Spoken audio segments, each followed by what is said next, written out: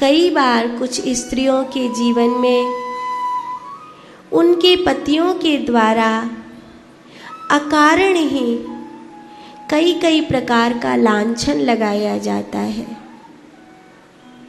कुछ नहीं किया है उसने, वो पूरी अपनी जगह पवित्र है, लेकिन फिर भी पति को संतोष ही नहीं हो रहा। तेरा कुछ चक्कर है, तेरा कुछ चक्कर है। कहाँ गई थी? फोन दिखा, मैसेज दिखा, बाजार में इतनी देर क्यों लग गई, किससे बात कर रही थी, फलाना ढिकाना।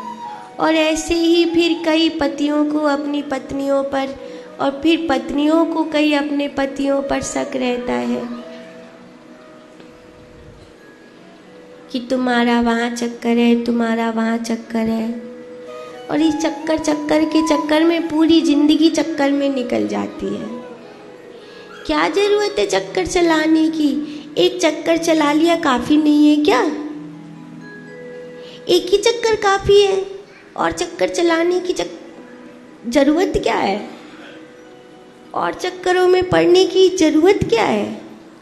पर जो देखो वो कह रहा है कि इसका कुछ चक्कर है, वो कह रही है नहीं नहीं इसका कुछ चक्कर है। अब यही नहीं पता पड़ता कि चक्कर किसका है। कभी कभी तो लगता है दोनों में से किसी का चक्कर नहीं है और बिना मतलब का चक्कर पैदा हो गया है। दोनों सही है और फिर भी कलेश लठ बाजे जा रहा है। अरे समझो, सोचो, एक दूसरे पर विश्वास करो, भरोसा करो। गृहस्थी विश्वास का नाम है, गृहस्थी भरोसे का नाम है। और अगर भरोसा ही नहीं है तो काई दुनियादारी में पड़े हो। चलो फिर लाल कपड़ा पहनो, बाबा जी बन जाओ। और ज्यादा ही चक्कर चल रहा है तो फिर मेरे पास आ जाओ, मैं सन्यासी बना दूं। कि छोड़ो चक्कर। या तो भरोसा करो या तो फिर गृहस्थी को छोड़ो। चक्कर में पूरी जिंदगी चक्कर हो गई है। क्यों अपनी जिंदगी को झंड बनाते हो भाई? अगर पुरुष के रूप में देखोगे तो एक स्त्री के शरीर में है क्या? वही हाड़ मांस है। क्यों सूकर कुकर आदि की तरह गंदगी में मुंह मार रहे हो, जबकि ये जीवन परमात्मा को प्राप्त करने के लिए उपलब्ध हुआ है? और तुम कहां?